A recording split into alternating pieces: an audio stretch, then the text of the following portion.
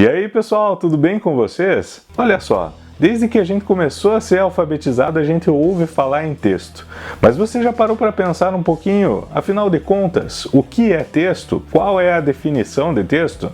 Pensa aí com você. Bom, talvez muitos de vocês tenham chegado a definições como texto é um conjunto de palavras, texto é uma oração. Mas será que essa é uma boa definição para texto? Nem tanto, porque texto é, no final das contas, tudo aquilo que produz significado.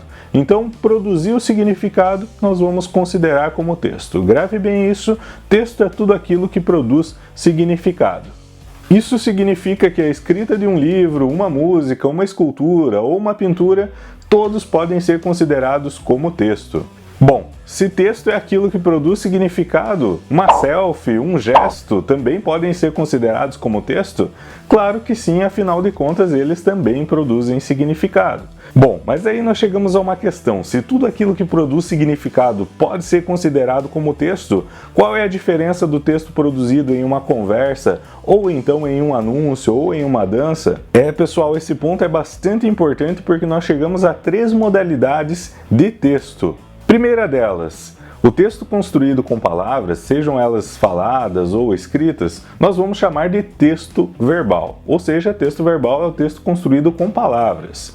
Já o texto construído sem palavras, isto é, com gestos, imagens, danças, nós vamos chamar de texto não verbal. E finalmente o texto que mistura palavras e outros elementos, nós vamos chamar de texto misto ou texto multimodal.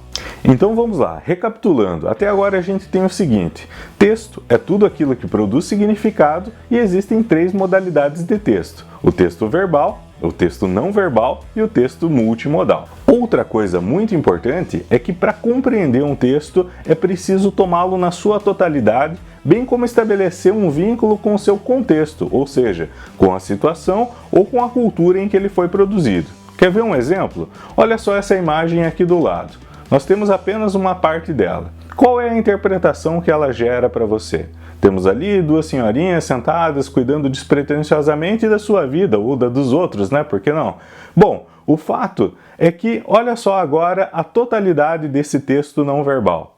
Veja como a interpretação agora já mudou completamente de configuração, ou seja, se configura como uma situação de racismo, já que elas estão de costas para 2 pessoas pretas. E essa imagem faz mais sentido quando nós vinculamos esse texto não verbal ao contexto do apartheid, situação em que a África passou a sofrer com um grande preconceito e segregação racial. Isso quer dizer que a nossa interpretação só vai estar satisfatória quando nós buscamos a totalidade do texto, bem como a sua relação com o contexto, isso é, com a situação ou com a cultura em que ele foi produzido.